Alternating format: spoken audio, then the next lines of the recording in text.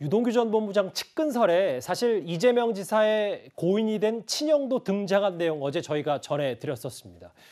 그런데 여러 야권에서도 다시 의혹 제기가 있고요. 그래서 저희가 이재명 지사 형의 생전 육성과 오늘 야당의 주장까지 함께 만나보겠습니다. 한양대 음대 나와서 건축사무소 하다가 분당에서 세계에 있는 리모델링 하다가 왔고, 이재명 옆에는 전부 다 이런 사람만 있어요? 협박하고. 근데 문자 보니까 정 사랑합시다. 이재선 형님이 회계사였거든요. 이재명 시장 측근들에 대해서 멀리하라고, 그리고 공무원들 보고 이런 이권 사업에 휘말리지 말라고 계속 경고를 해요. 이재선 회계사가 이권에 개입해서 이재명 시장이 차단한 게 아니라 이재명 시장이 측근들과 업자들, 조폭들을 통해 가지고 나쁜 짓을 하고 비리를 지금 작전을 진행을 하니까 형님이 이것을 공개적으로 경고하다가 격리된 게 아닌가, 이런 의혹이 지금 매우 큽니다.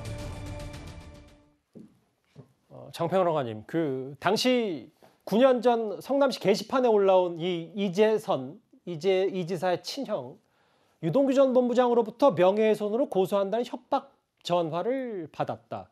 전화를 받기 싫다고 끊었는데도 5차례나 계속 전화를 했다.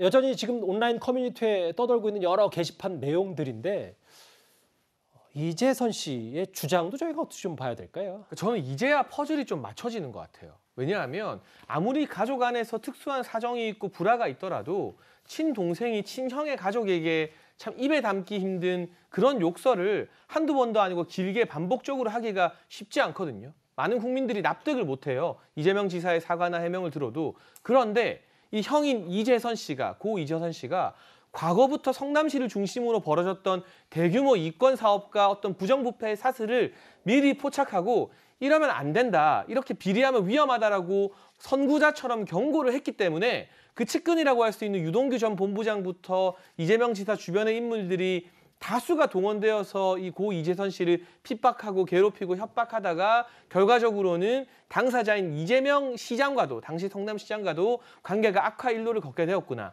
그래서 그런 욕설 파일들이 나오게 되었구나. 이제야 어떻게 그 친형 가족에게 그런 입에도 못 담을 욕설을 했는지 그 배경 이유가 하나둘 납득이 되는 것 같습니다.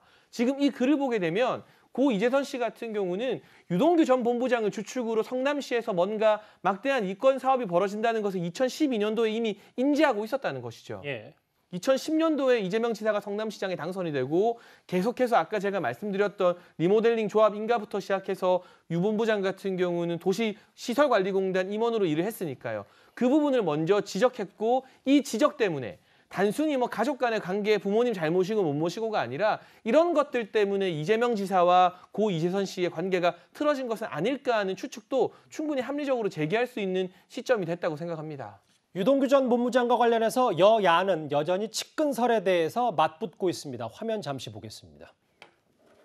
측근이냐 아니냐는 의미 없는 질문입니다. 당사자가 돈 받은 게 안 나와서 하는 얘기거든요. 당사자가 돈을 안 받았으면 측근이 얘기할 필요가 없는 거예요. 그 당시 같이 일한 건 맞지만 측근이라는 것은 정치적 공세를 하기 위한 단어라고 생각하고요. 지시감독 관계가 있는데 그냥 지시감독 명령권자니까 이재명 주범, 좋겠죠. 유동규 공범. 그게 저는 맞을 것 같아요. 자꾸 이제 모르니까 측근이냐 마냐 하는 또 그게 측근이 아니면 뭐가 측근이에요. 오늘 안철수 대표는 이재명 지사의 친형은 이재명 게이트의 본질을 폭로한 내부 고발자이자 공익 제보자이다. 일각에서는 보니까 이 강제 입원 사건, 형님 강제 입원 사건도 다시 들여다봐야 된다는 얘기까지 하거든요. 지금 대법원 판결에 무죄가 나왔는데 다시 볼 수 있겠습니까? 그건 어려울 것 같은데요. 다만 이재선 씨 같은 경우는 사망을 했기 때문에 실제 검증이 불가능하고 또 반박도 불가능한 사안입니다. 또한 이재명 시장의 형인 이재선 씨와 관련해서는 과거에 성남시정에 개입하거나 인사에 개입해서 사이가 틀어졌고 그래서 모친을 폭행까지 했다라고 또는 협박까지 했다라고 하는 얘기들이 있거든요. 그런 측면에서 이재선 씨가 유동규 씨를 어떻게 내부자 고발한다? 그리고 그런데 모친과 폭행 어떤 관계가 있을 수 있겠습니까? 지금 이 부분은 검증이 불가능하다는 생각이 들고요. 실제 이재명 지사가 LH 개발을 민간 개발로 바꿨을 때 국민의힘 전신 당의 의원 등에 대해서 뇌물죄로 의혹을 제기했고 실제 여러 명이 구속이 됐어요. 그런 의혹을 제기했었고 실제 구속까지 됐었고 대장동 사업과 관련해서 계속해서 이건 특수부 수사 사건이라고 하면서 지휘했습니다. 그럼에도 불구하고 만약에 유동규 씨가 정말로 뇌물을 받았다고 한다면 그건 관리 책임이 있겠습니다만 네. 본인 스스로는 최선을 다했다 이런 생각이고요. 실제 본인이 이걸 국민들께 성남 시민께 치적으로 자랑을 했잖아요. 그런데 뇌물을 받고 이 자랑을 한다? 이건 있을 수 없는 일이라고 생각됩니다. 예.